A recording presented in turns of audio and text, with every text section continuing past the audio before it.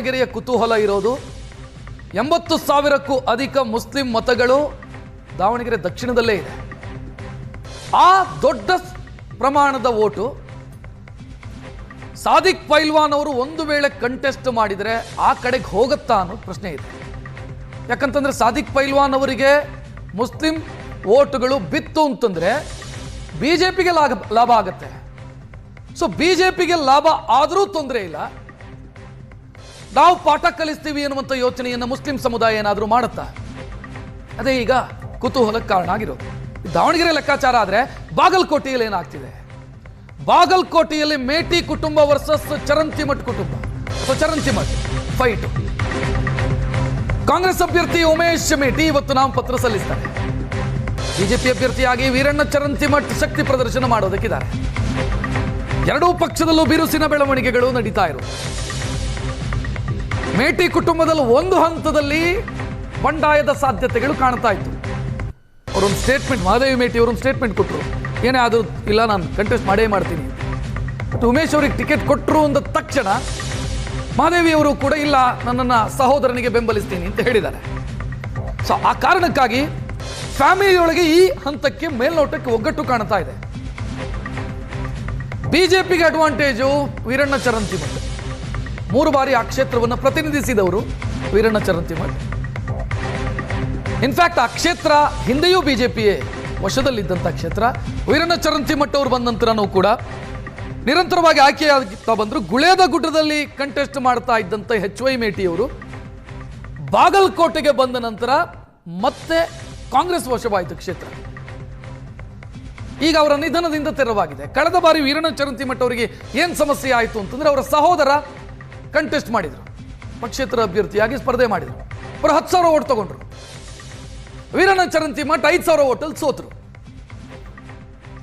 ಈಗ ಮಲ್ಲಿಕಾರ್ಜುನ್ ಚರಂತಿಮಠ್ ಕಾಂಗ್ರೆಸ್ ಜೊತೆಗಿದ್ದಾರೆ. ಇನ್ನೇನು ಅವರು ಮಾತನಾಡಿದಂಗಿತ್ತು, ನಾನು ಕಾಂಗ್ರೆಸ್ ಜೊತೆಗೆ ಇರ್ತೀನಿ ಅಂತ. ಕಾಂಗ್ರೆಸ್ಗೆ ನಾನು ಕಳೆದ ಬಾರಿ ಪಡೆದಂಥ ಓಟುಗಳಿಗಿಂತಲೂ ಜಾಸ್ತಿ ಓಟನ್ನು ಕಾಂಗ್ರೆಸ್ಗೆ ಬರೋ ಥರ ಮಾಡ್ತೀನಿ ಅಂತ. ಸೊ ಇದು ವೀರಣ್ಣ ಚರಂತಿಮಠ್ ಅವರಿಗೆ ಎಷ್ಟರ ಮಟ್ಟಿಗೆ ಸಮಸ್ಯೆಯನ್ನು ಕೊಡಬಹುದು? ಅನುಕಂಪ, HY ಮೇಟಿಯವರ ನಿಧನದ ಅನುಕಂಪ ಮಗನಿಗೆ ವೋಟ್ ಆಗಿ ಬದಲಾಗುತ್ತಾ ಅಂತ ಲೆಕ್ಕಾಚಾರ.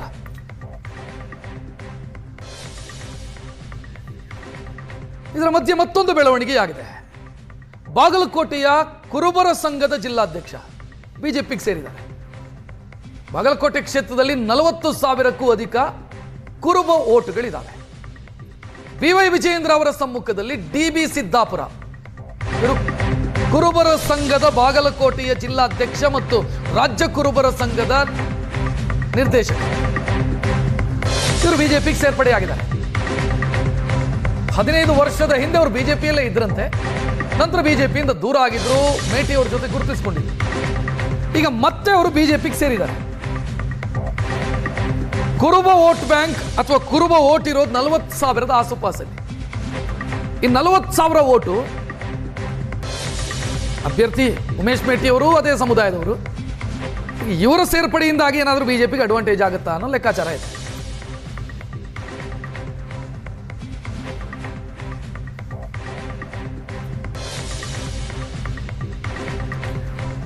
ಬಾಗಲಕೋಟೆ ಅಖಾಡದ ಬಗ್ಗೆ ಹೆಚ್ಚಿನ ಡೀಟೇಲ್ ನೀಡುವುದಕ್ಕೆ ನಮ್ಮ ಪ್ರತಿನಿಧಿ ಮಲ್ಲಿಕಾರ್ಜುನ್ ನೇರ ಸಂಪರ್ಕದಲ್ಲಿ. ಮಲ್ಲಿಕಾರ್ಜುನ್, ಕಳೆದ ಬಾರಿಯ ಲೆಕ್ಕಾಚಾರವನ್ನು ನೋಡಿದರೆ ಸುಮಾರು ಒಂದು 5,000 ಓಟಲ್ಲಿ ವೀರಣ್ಣ ಚರಂತಿಮಠ್ ಸೋತಿದ್ರು. ಅದಕ್ಕೆ ಬೇರೆ ಬೇರೆ ಕಾರಣಗಳಿತ್ತು. ಈ ಬಾರಿ ಏನು ಬದಲಾವಣೆಗಳಾಗಿದೆ, ಏನು ಲೆಕ್ಕಾಚಾರ ನಡೀತಾ ಇದೆ?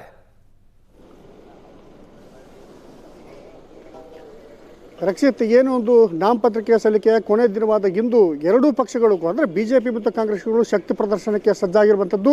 ಬೆಳಗ್ಗೆ ಏನಂತಂದರೆ ಬಿಜೆಪಿಯಿಂದ ನಾಮಪತ್ರ ಸಲ್ಲಿಕೆ ಆದರೆ ಮಧ್ಯಾಹ್ನದ ಹೊತ್ತಿಗೆ ಏನಂತಂದರೆ ಏನು ಕಾಂಗ್ರೆಸ್ಸಿಂದ ನಾಮಪತ್ರಕ್ಕೆ ಸಲ್ಲಿಕೆ ಆಗುತ್ತೆ. ಪ್ರಮುಖವಾಗಿ ಈಗಾಗಲೇ ಬೆಳಗಿನಿಂದಲೇ ಏನಂತಂದರೆ ಅಭ್ಯರ್ಥಿಗಳು ಕೂಡ ದೇಗುಲಗಳಿಗೆ ಭೇಟಿ ನೀಡುವುದರ ಮೂಲಕ ಇನ್ನೇನು 11 ಗಂಟೆ ಸುಮಾರಿಗೆ ಬಿಜೆಪಿಯಿಂದ ಅಧಿಕೃತ ಅಭ್ಯರ್ಥಿಯಾಗಿರ್ತಕ್ಕಂಥ ವೀರಣ್ಣ ಚರಂತಿಮಠ್ ಅವರು ನಾಮಪತ್ರ ಸಲ್ಲಿಕೆ ಮಾಡಲಿಕ್ಕೆ ಈಗಾಗಲೇ ಏನು ಒಂದು ಉಪವಿಭಾಗಾಧಿಕಾರಿ ಕಚೇರಿಗೆ ಬರ್ತಾ ಇರುವಂಥದ್ದು. ಮತ್ತು ಅದರ ಜೊತೆಗೆ ಇದರ ನಂತರದಲ್ಲಿ ಏನಂತಂದರೆ ಬೃಹತ್ ಆದಂಥ ಒಂದು ಶಕ್ತಿ ಪ್ರದರ್ಶನ ಅಂದರೆ ಮೆರವಣಿಗೆ ಮೂಲಕ ಅವ್ರು ಏನಂತಂದರೆ ಹೋಗ್ತಾ ಇರುವಂಥದ್ದು ನಾವು ನೋಡ್ತೇವೆ. ಇದರಲ್ಲಿ ಏನಂತ ಪ್ರಮುಖವಾಗಿ ಕೇಂದ್ರ ಸಚಿವರಾಗಿರ್ತಕ್ಕಂಥ ಪ್ರಹ್ಲಾದ್ ಜೋಶಿ ಅವರಾಗಿರ್ಬೋದು, ವಿ ಶ್ರೀರಾಮುಲು ಆಗಿರ್ಬೋದು, ಮತ್ತು ಈಗಾಗಲೇ ನಿನ್ನೆ ಕ್ಷೇತ್ರಕ್ಕೆ ಬಂದಿರತಕ್ಕಂಥ BJP ರಾಜ್ಯಾಧ್ಯಕ್ಷರಾದ ವಿಜೇಂದ್ರ ಆಗಿರ್ಬೋದು, ಹೀಗೆ ಎಲ್ಲರೂ ಸೇರಿಕೊಂಡು ಏನಂತಂದರೆ ಆ ಮೆರವಣಿಗೆಯಲ್ಲಿ ಭಾಗವಹಿಸೋದ್ರ ಮೂಲಕ ಒಂದು ಶಕ್ತಿ ಪ್ರದರ್ಶನ ಮಾಡಲಿಕ್ಕೆ ಈಗಾಗಲೇ ಮುಂದಾಗಿರುವಂಥದ್ದು.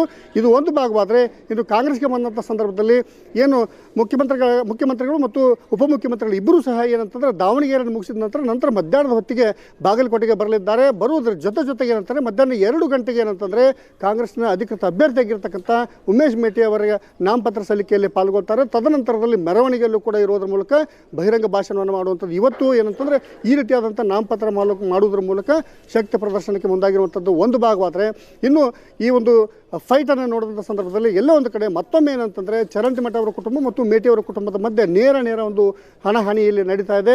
ಪ್ರಮುಖವಾಗಿ BJPಯಿಂದ ಬಿಟ್ಟು ಹೋಗಿರ್ತಕ್ಕಂಥ ಕೆಲವೊಂದು ನಾಯಕರನ್ನ ಈಗಾಗಲೇ ಕರೆತರುವಂಥ ಒಂದು ಪ್ರಯತ್ನವನ್ನು ಈಗಾಗಲೇ BJP ಮಾಡ್ತಾ ಇರುವಂಥದ್ದು. ಮತ್ತು ಅದರ ಜೊತೆಗೆ ಏನಂತಂದರೆ ಹಿಂದುತ್ವದ ಅಜೆಂಡಾಯನ್ನು ಇಟ್ಟುಕೊಂಡು, ಯಾಕಂದರೆ ಕಳೆದ 1 ತಿಂಗಳಲ್ಲಿ ಏನಂತಂದ್ರೆ ಸಾಕಷ್ಟು ಬೆಳವಣಿಗೆಗಳಾಗಿದ್ದು, ಹೀಗಾಗಿ ಇವೆಲ್ಲವುಗಳನ್ನ ಇಟ್ಟುಕೊಂಡು ಇವತ್ತಿನ ದಿವಸ ಅಭಿವೃದ್ಧಿ ಮತ್ತು ಹಿಂದುತ್ವದ ಒಂದು ಅಲೆಯನ್ನು ಇಟ್ಟುಕೊಂಡು ಇವತ್ತೇನಂತಂದರೆ BJP ತನ್ನ ಜನರ ಮುಂದೆ ಹೋಗ್ತಾ ಇರುವಂಥದ್ದು. ಇನ್ನು ಕಾಂಗ್ರೆಸ್ಗೆ ಬಂದಂಥ ಸಂದರ್ಭದಲ್ಲಿ ಈಗಾಗಲೇ ಏನಂತಂದರೆ ಇಲ್ಲಿ ಶಾಸಕರಾಗಿರ್ತಕ್ಕಂಥ H.O. ಮೇಟಿ ಅವರು ನಿಧನದ ಕಾರಣದಿಂದ ಇವತ್ತಿನ ದಿವಸ ಅನುಕಂಪದ ಅಲೆಯಲ್ಲಿ ಅಂತಂದು ಹೋಗೋದ್ರ ಜೊತೆಗೆ ಏನಂತಂದರೆ ಏನು ಸಿದ್ದರಾಮಯ್ಯ ನೇತೃತ್ವದ ಗ್ಯಾರಂಟಿಗಳನ್ನು ಯೋಜನೆಗಳನ್ನು ಮುಂದಿಟ್ಟುಕೊಂಡು ಇವತ್ತಿನ ದಿವಸ ಜನರ ಮುಂದೆ ಹೋಗ್ತಾ ಇರುವಂಥದ್ದನ್ನು ಕೂಡ ನೋಡ್ತದೆ. ಯಾಕಂದರೆ ಸಾಕಷ್ಟು ಫೈಟ್ ಇರುವಂಥದ್ದು. ಯಾಕಂದರೆ ಕಳೆದ ಬಾರಿ ಏನಾಗಿತ್ತಂತಂದರೆ ವೀರಣ್ಣ ಚರಂತಿಮಠ ಅವರ ಸಹೋದರ ಮಲ್ಲಿಕಾರ್ಜುನ್ ಚರಂತಿಮಠ ಅವರು ಏನಂತಂದರೆ ಪಕ್ಷೇತರರಾಗಿ ಸ್ಪರ್ಧೆ ಮಾಡೋದ್ರ ಮೂಲಕ 10,000 ಮತಗಳನ್ನು ಪಡೆದುಕೊಂಡಿದ್ದರು. ಹೀಗಾಗಿ ಇವುಗಳ ಮಧ್ಯೆ ಏನಂತಾರೆ ವೀರಣ್ಣ ಚರಂತಿಮಠ ಅವರು ಕೇವಲ 5,000 ಮತಗಳಿಂದ ಏನಂತಂದ್ರೆ ಸೋಲನ್ನು ಅನುಭವಿಸಿದ್ರು. ತದನಂತರದ ಬೆಳವಣಿಗೆಗಳಲ್ಲಿ ಲೋಕಸಭಾ ಚುನಾವಣೆಯಲ್ಲಿ ಪಕ್ಷೇತರರಾಗಿದ್ದಂಥ ಮಲ್ಲಿಕಾರ್ಜುನ ಚರಂತಿಮಠ ಅವರು ನೇರವಾಗಿ ಏನಂತಾರೆ ಕಾಂಗ್ರೆಸ್ಗೆ ಸೇರ್ಪಡೆಯಾಗಿದ್ದರು. ಈಗಲೂ ಕೂಡ ಅವರು ಹೇಳ್ತಾ ಇರುವಂಥದ್ದು ಹೆಚ್ಚಿನ ಮತಗಳನ್ನು ನಾವು ಪಡಿತೇವೆ ಅನ್ನೋಂಥ ಮಾತನ್ನು ಹೇಳ್ತಾ ಇದ್ರೆ ಇದು ಕಾಂಗ್ರೆಸ್ಗೆ ಸಂಬಂಧಪಟ್ಟಂತೆ. ಆದರೆ ಇನ್ನು ಹಿಂದಿನ ಪಕ್ಷವನ್ನು ಬಿಟ್ಟು ಹೋದಂಥವ್ರು ಕರಳಿ ತರುವಂಥ ಒಂದು ಪ್ರಯತ್ನವನ್ನು ಮಾಡ್ತಾ ಇದೆ BJP. ಹೀಗಾಗಿ ಎರಡೂ ಕೂಡ ಸಮಬಲದ ಹೋರಾಟ ಈಗ ನಡೀತಾ ಇದೆ ಅಂತ ಹೇಳಬೇಕಾಗುತ್ತೆ. Rakshith. Yes, thank you Mallikarjun ಮಾಹಿತಿಗೆ.